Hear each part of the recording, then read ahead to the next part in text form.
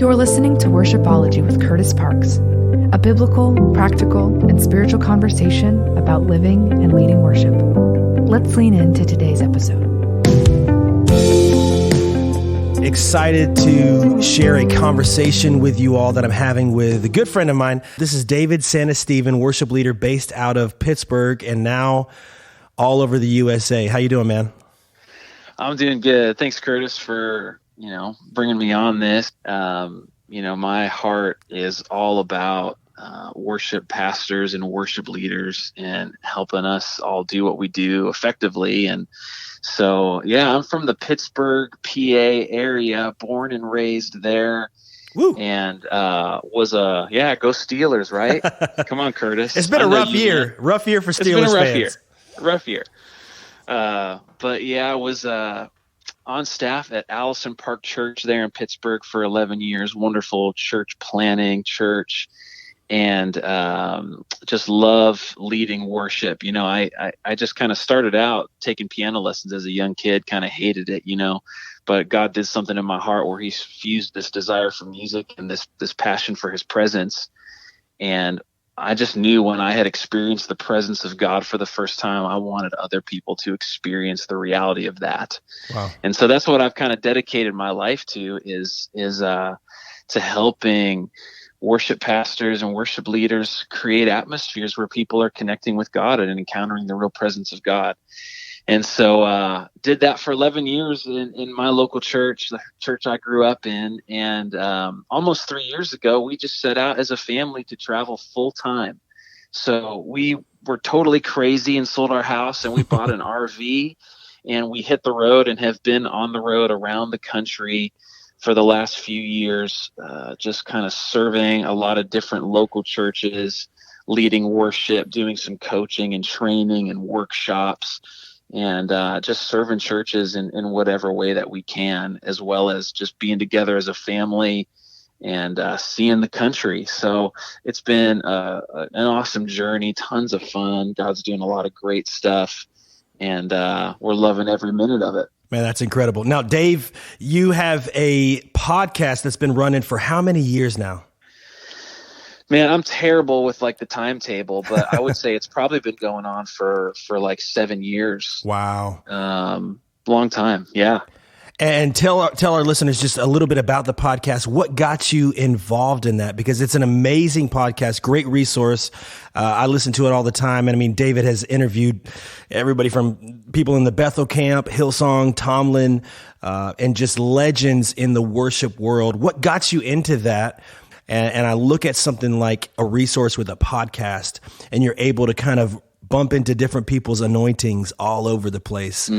I think that's such a cool and unique experience. How did you get into that, man? Yeah, I think it started just with I've always had a passion for teaching and training.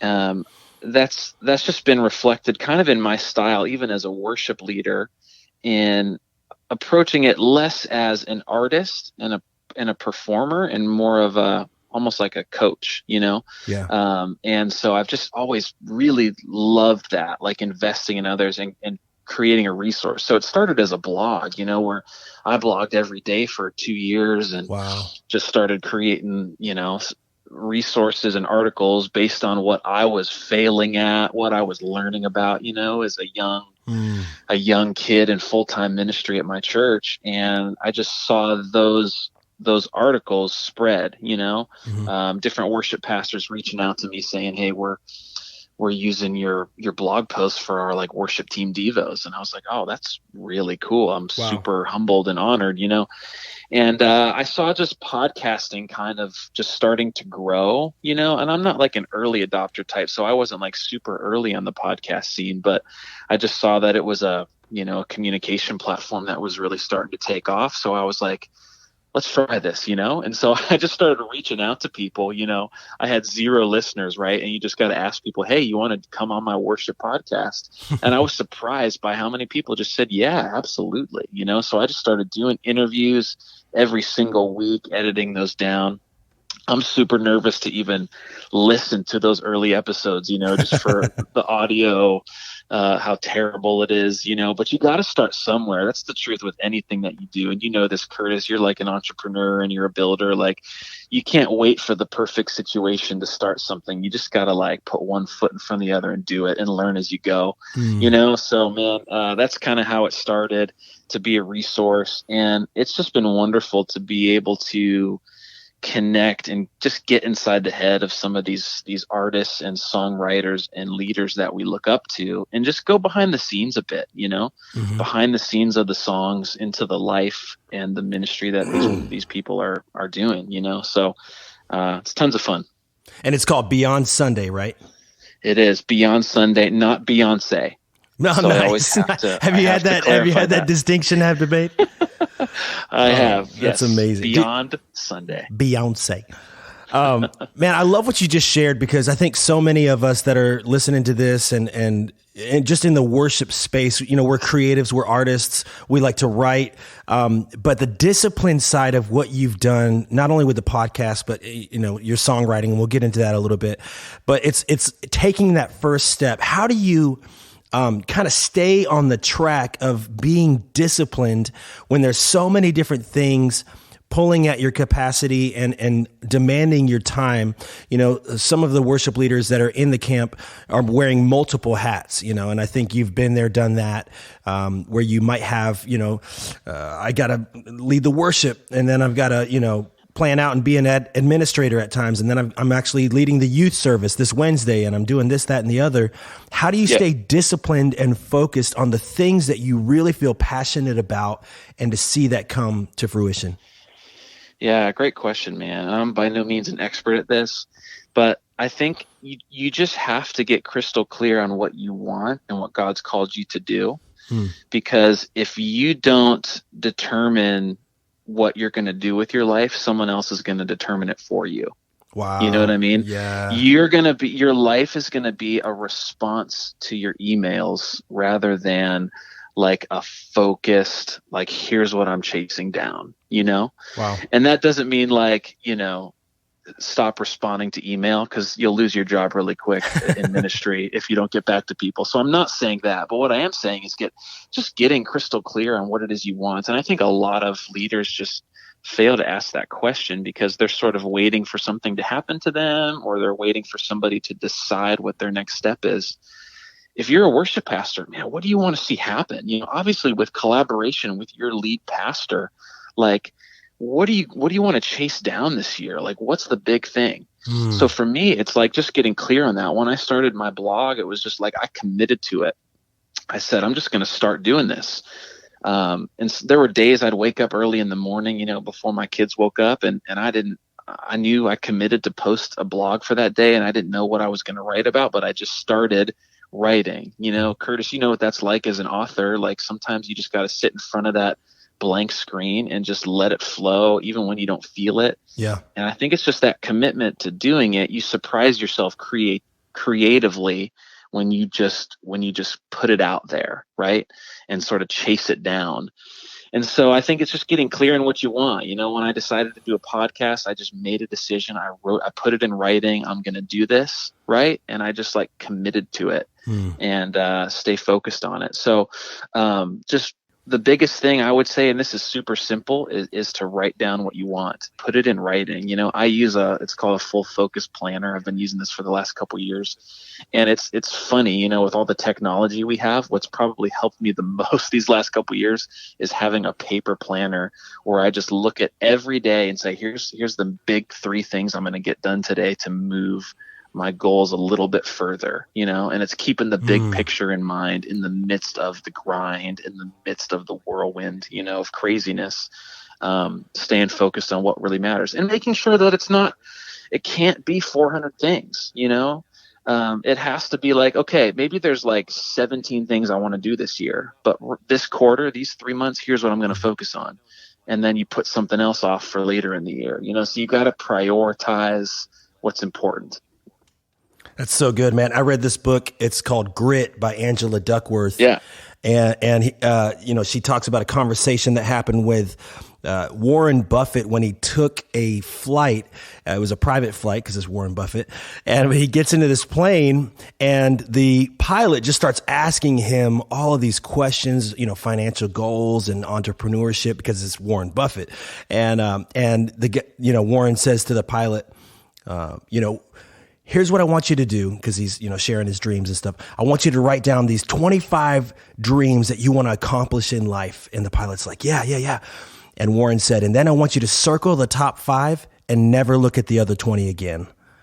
And I'm just like, man, that's so good, because just like you said, we have, 400 things in the day that we're trying to get done. And I love that you focus it down to, hey, what are the 3 things I can get done today that'll move me closer to my goal? So now you obviously you were at Allison Park Church for so long, and that's such a staple church when it comes to planting.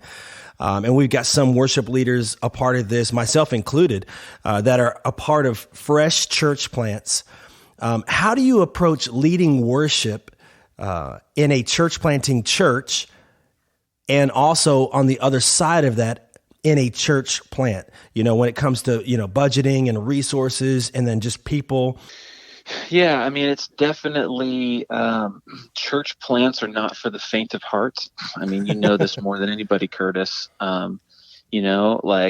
If you just want to get into ministry for the fun of it, don't plant a church, it's incredibly difficult. And I even think as a worship leader in a church plant or a campus, you have to approach that, it's, from the ground up in a lot of ways, And, I think one of the things that's helpful is number one, just to really have a good heart to heart with your leadership. Because every worship leader, all of us, come into our roles with preconceived notions about what is effective worship and what it should look like, what it should sound like. And we have all of these dreams and these goals, right? But oftentimes they may not be exactly what our leadership really wants or needs, Right.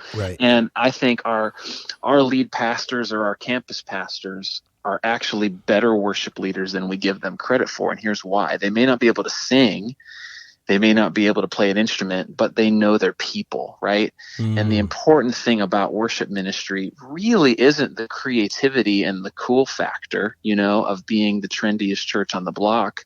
It's about serving your community well, speaking the language of your community and giving voice to your church, not just finding your own voice as a worship leader, but helping your people to really enter in, and maybe that's singing I Exalt Thee for 5 minutes on a Sunday morning when there's a lot of other cooler songs you could be doing, Wow. So I think it's really having that heart to heart with your pastor and just being in sync, and if you can't get in sync, then you're just not in the right place. You got to be able to submit. You got to lead, but you got to submit and know what the overall vision is, right? And and I would say when you're building a team in a church plant, it's okay to build small. I learned this from Paul Balash. He would always say, don't just throw a bunch of people on stage just to have a big band, right? You want to have the right people with the right heart and the right skill set, right? It's always harder to tell somebody, after the fact, after they're already on your team, sorry, man, you're tone deaf, Right. So be slow with those auditions and don't just put people up there because you feel like you need to have bodies on the stage, right? Find those 2 or 3 people, or even less maybe, and just start to build from there and create the culture that you want with a few, right? Wow. Create those healthy systems and structures. And then you'll start to attract. It's kind of magical how this happens. And we all go through seasons where there's a lot of musicians, no matter how big your church is, I'm working with a church this weekend that's 10,000 across, multiple campuses around the city, and they still have issues with finding musicians at times. So that never Wow. changes, So, but I think it's creating the culture you want when it's small, and then you'll start to attract the right people to your ministry who are there to serve, who have your DNA, Man. rather than just kind of opening it up to the world and saying, what do you guys want to do? Because if you don't lead and set the tone for the culture you want, everybody else is going to determine what that is for themselves. And then you have a disunity and chaos, So, I mean, that's what I would say about that. In terms of resourcing, I mean, obviously the Beyond Sunday podcast is a great resource for your team. Just kidding. All I heard was Beyonce just then. Okay. Yeah. The Beyonce podcast. Right.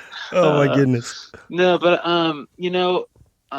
honestly, what I found is helpful is like book discussions, I know, Kurtis, your book is fantastic. Your sound check book, just for, just to foster conversations, because if you just let conversation happen, everybody's going to goof off, which is totally fine to have that like fun community within your team, or they're just going to talk about musical stuff, right? We're musicians. Right. We're going to talk about how we nailed that riff, or how we got off the click, or whatever it is, Mm-hmm. So you have to be intentional about fostering biblical conversations about worship and about what the Holy Spirit is doing, how he's moving, what people in your team are seeing, So I would often ask my team, what was God doing this morning?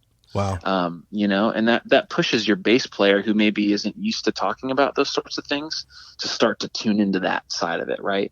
Or talking about a book, or just talking about scripture, that sort of stuff. So I don't know if that answered your question entirely, but you just hit it on the head. Like, don't be afraid to start small, because, you only get one chance when you're building a house to build that foundation.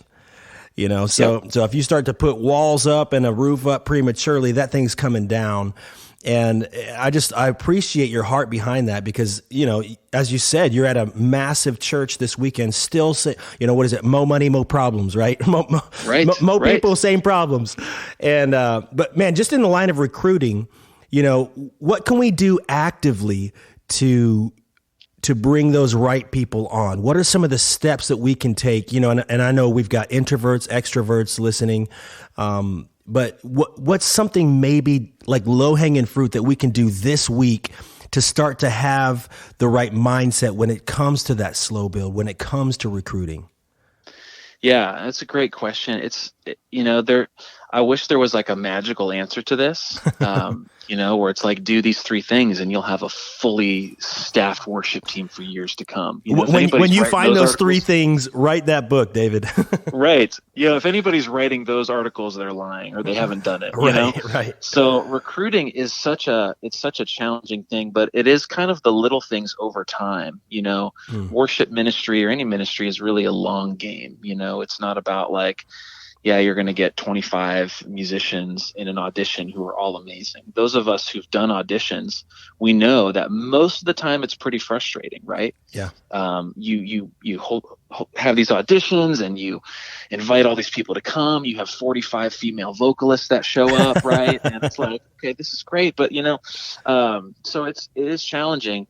But I think it's just a mindset of saying, I think it starts with like being really excited about your team and your culture, right?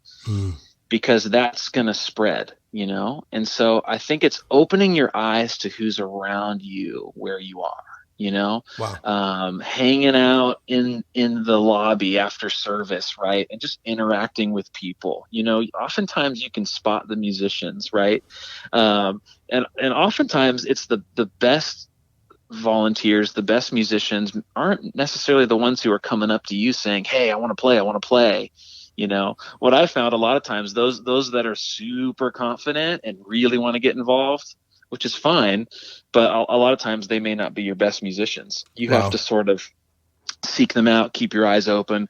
Who's hanging out around the stage at the end of service, so always sort of having that antenna up, or your eyes open to who's around you, right? Another thing you can do, if you have some great people involved, oftentimes the people that are on your team who are great know other people, Yep. Just asking people like, "Hey, do you know someone?"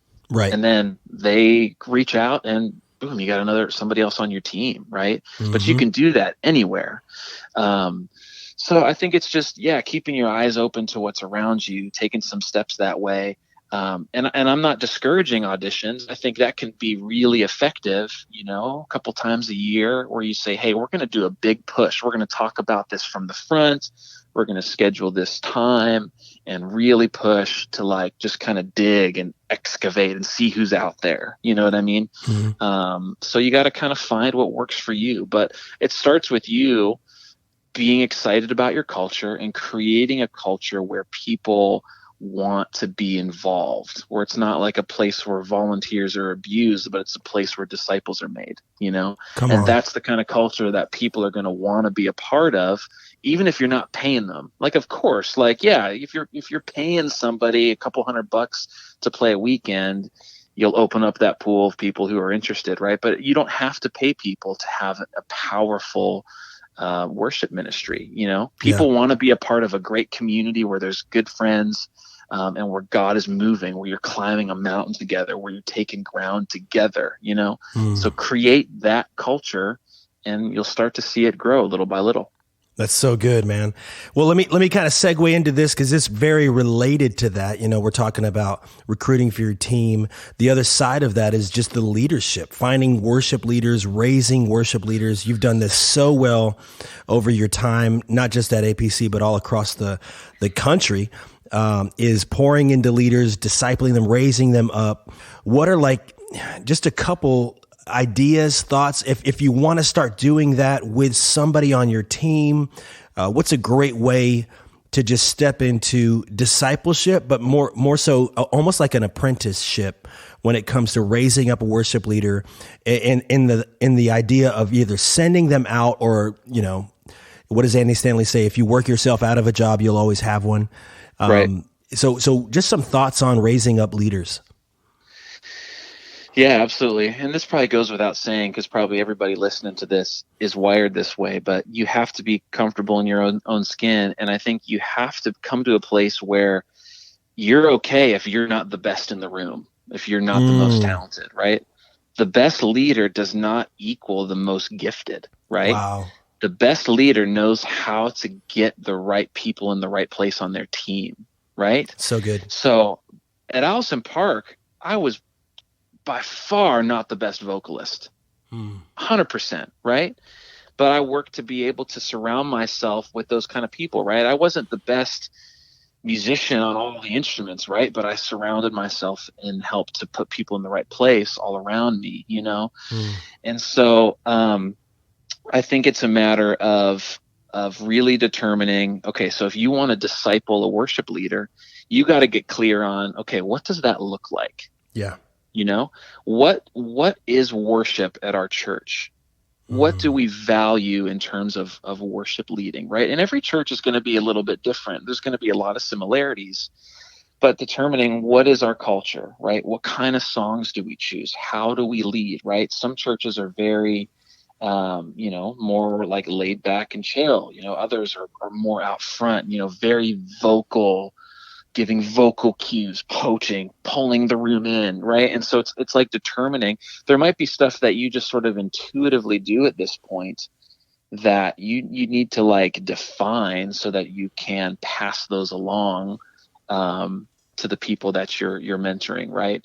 So it's a combination of like teaching, but it's also giving them a lot of opportunity and space to grow, right? Yeah. And finding what that is. So it might not be like, okay, step one, Sunday morning. No, step one might be, hey, I want you to come to rehearsal. I want you to watch how I lead this rehearsal, and then we're going to talk about it.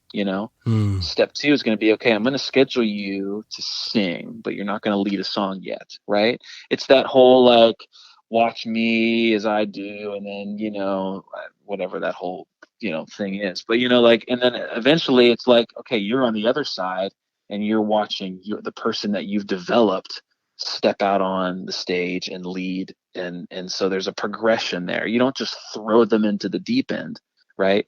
But you give them space to grow. Maybe it's not your Sunday morning experience. Maybe there's another alternate service where they can get some experience and grow. But the other thing is, like, you have to give specific feedback, right? You have to say, hey, here's what you did really well. This was awesome. And here's what I want you to work on next time.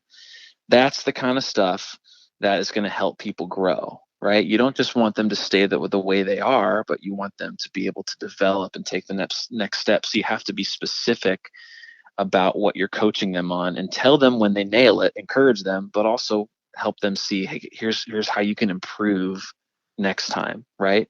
And giving that feedback often, right? And if you have a culture of encouragement and life and fun, it's going to be a lot easier to have those tough conversations, those honest feedback moments, because it's just essential if people are going to grow and develop. Wow.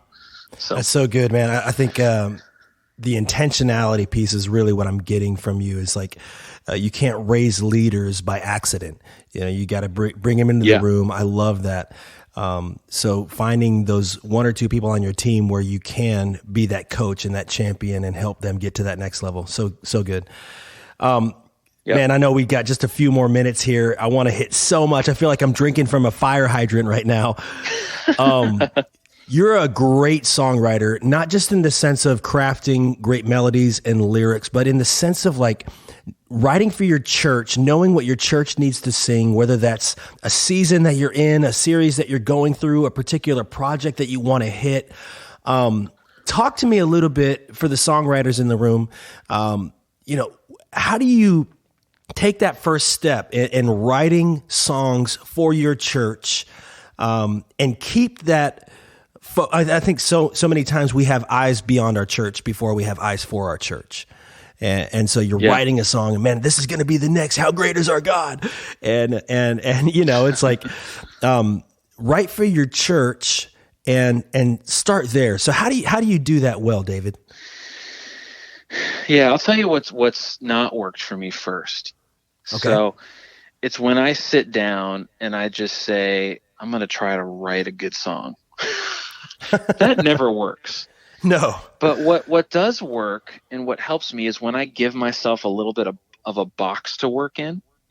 That starts to open up a side of my creativity that I might not have seen before. So, for example, I just did a writer's day with the church last Saturday, and basically just structured some writing sessions with a specific topic, right? Mm-hmm. So one of those sessions, and I do this personally too, was based on, it was some co-writing groups where it was all about what is God speaking or what is God doing in your church, right? And so there was some healthy dialogue around what God was doing in their church, right? And then they started to write some songs based on that. Another session I did was, okay, the word I'm going to give you is glory. Go write a song, right? Nice. So it gives you a little bit of a framework to then just create, so you have a little bit of structure and then you just write. So that can also be like a sermon series topic, right? Where here's the sermon series our pastor's going into, and you just write based upon that theme. You know what I'm saying? So I think it's just all about that, just giving yourself some of those healthy boundaries that you can create in, and just staying connected to your church and to your people. Don't allow yourself to be siloed as an artist who just gets up there and does the 15 minutes of singing. Wow. Be a part of a small group, like get to know the young people and like your youth ministry, get to know like your senior citizens, like get to know your people. And when you know your people, like you're going to be able to write and serve them better with just, songs that are important for now, Wow. So there's a couple things. Well, man, let me close out with one last topic. You came through Nashville almost a year ago, and I had the chance to sit down with you and your awesome and crazy family. I feel like we share that in common. You're such a great dad, such a great husband. You keep family first. And, we say this often, and I think sometimes it loses its potency, but our family is our first ministry. And just what you guys are doing on the road right now, it's kind of like putting on supercharge the relational aspect of family. I love that, man. You guys have been on the road for 3 years now, in an RV, close quarters, but the memories and the relational capital that you're building will go so far in both of your kids' lives. And I just want to pick your brain for just a brief moment. How do you pastor your family well? How do you, for those of us that maybe have kids, or even, taking that step in marriage, how do you prioritize family and make sure that you're not saying no to the wrong people in your life? Yeah, that's so good, man. And I just want to say this, it's not like I always get it right or we always get it right, so I think it's a daily process and it's a daily battle, of walking that tension of walking out your calling, both to your family and to the world or your church. It's definitely tough. But what I found has been good in this season is just being together a lot. So there are still times and weekends where I'm away from the family, but for the most part, we're always together, and when my wife and I get to lead worship together, that's wonderful, and the kids can be there with us, Wow. So they're kind of there seeing it just like it would be with you guys in a local church, but just being intentional about that. I found being intentional about conversations, don't just let things happen, but ask your kids questions about, what they're seeing in church and what they're learning, and talk about worship and model worship in your home, do that kind of stuff. You know what I mean? I think that's so important for them to see that. And it's definitely being on the road. You would think that must make it a whole lot easier. It's always going to be a challenge, Right. But I think it's a daily reminder to say, like you said, Kurtis, my family is really the most important ministry that I have. And so just one simple thing I've done, my son, Tyler, he loves to wake up super early. Right. And at first, and there's still times where I'm just super frustrated because I like to have my alone time, and he's up and he's Right. It's 6 o'clock. He's backflip off of the bed, dancing around, ready to go, and so I got him a 1-year Bible, for kids. And so so when I'm up and I'm reading my Bible, he's got his Bible too. And so it's things like that, I think, that really form a child, where it's hey, my dad wants to be around me, and I've got a Bible I can read. He's reading his Bible. We're doing this together, sort of just modeling those healthy habits, Wow. And it's not like that all the time. Sometimes I'm just Tyler, just go back to bed, please, but I'm trying to be how can I create an intentional moment here that's going to change his life, rather than just be frustrated that I can't have more alone time in this little rig. You know what I mean? So I think it's those kind of things, just trying to create moments that will be memorable for your kids. I don't want them to grow up and be Dad always pushed me away. I want it to be no, man, Dad brought me right into what he was doing. I felt like I was a part of his ministry. When we're in rehearsal, I don't care, man. My kids are up on stage, singing and jumping around. I'm cool with that. You know what I mean? So, yeah. Well, man, you set that tone so well, and I feel challenged. I feel inspired, and I hope everybody listening is able to really take, 1 or 2 principles from what we've talked about, from being disciplined and songwriting and church planting and pastoring your family, raising leaders. Whew, I feel like we got our notepads full if we're taking notes. So, thanks, Kurtis, man. Thanks for what you do, man. I think I've always just felt there's just a lot of kindred spirits in between what we do, and a heart for the church, and always inspired by what you're doing, man. So keep up the good work, and thanks for investing in these leaders. You've been listening to Worshipology with Kurtis Parks. To learn more and to find resources for worship leaders and teams, you can visit kurtisparks.com.